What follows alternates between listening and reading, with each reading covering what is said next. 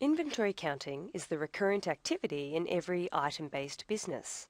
SAP Business One 9.0 has a new end-to-end inventory counting process to provide a dynamic way for counting and posting stock quantity differences and to view the counting and corresponding posting records. Jason Butler from OEC Computers would like to set up an annual inventory cycle count for selected items for his company. To do this, he navigates to the Administration menu. He selects Setup, Inventory, and Inventory Cycles. Here he is able to set up his inventory cycle, but first he needs to define a cycle code. To define the frequency of the cycle count, Jason selects annually as a sequence. The system automatically suggests a date and time for the start of the cycle count. And now we can add this setup to the system. The next step is to define which warehouse and item group will be included in the cycle count. To do this, Jason navigates to the cycle count determination window. He then selects his warehouse that he would like to include in his cycle count, Warehouse 1, and then he selects the item groups that he would like to count, such as rainbow printers, and then assigns a cycle code next to the item group.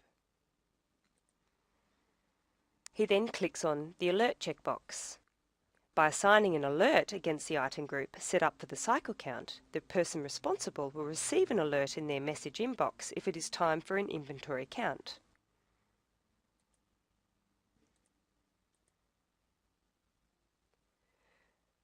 Now we have set up the inventory cycle details for this annual inventory count. Jason has subsequently received a notification in his inbox that an inventory count is due. He selects the message, and the alert details show which items from which warehouse should be counted.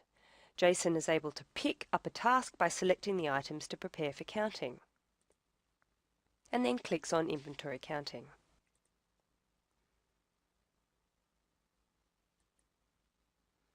We are now in the Inventory Counting window that contains all of the information for this cycle count of this item. Jason has requested help with the cycle count, so he selects 2 inventory counters for this stock take. Jason then enters the name of the second inventory counter, who happens to be Fred Buyer. By doing this, you can see that one more column has been added to the inventory counting window, which will capture the count results of the second stock taker. Jason now wants to freeze the item that will be counted to ensure that the item is blocked from any business process until this item has been counted and the relevant postings made.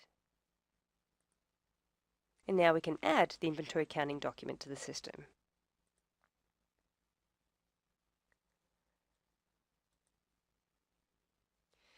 Now the inventory counting document is ready, it can be printed out for the stock takers to fill out accordingly.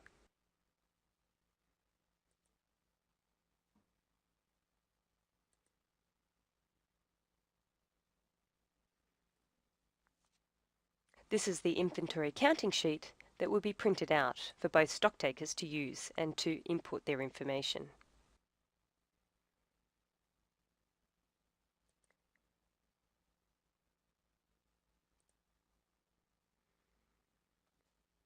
The cycle count has now taken place and the results now have to be entered into the inventory counting document. To do this, we navigate to the Inventory menu,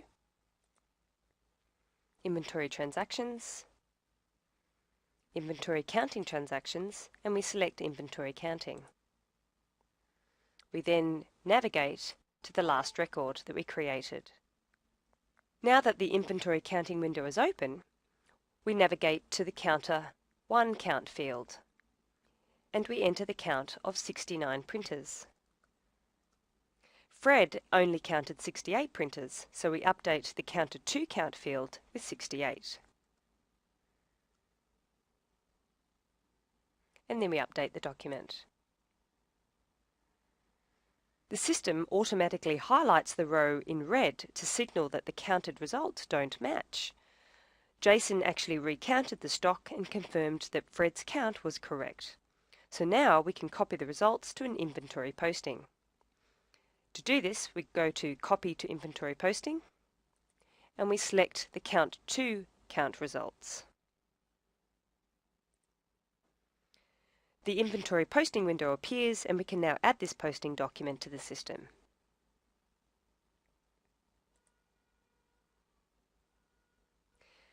Given that the printers are serial managed items, we have to select a serial number for the 2 missing printers to be posted to the system.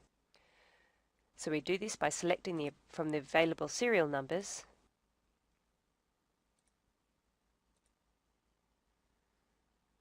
and click Update,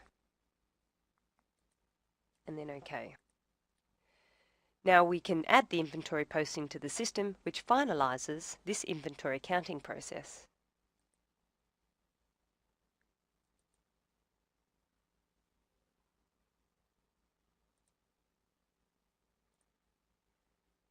Jason would now like to preview the results from the Inventory Counting Transactions report.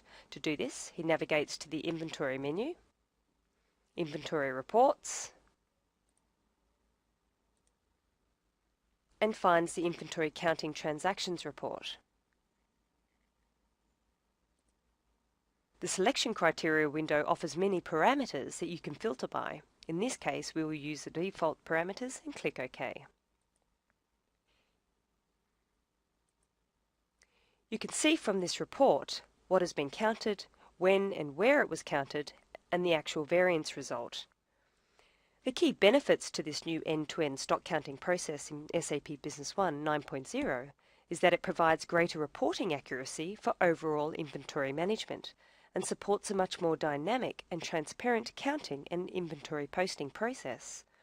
The whole process is much more flexible, from setting up count cycles to posting corrections of stocktake records.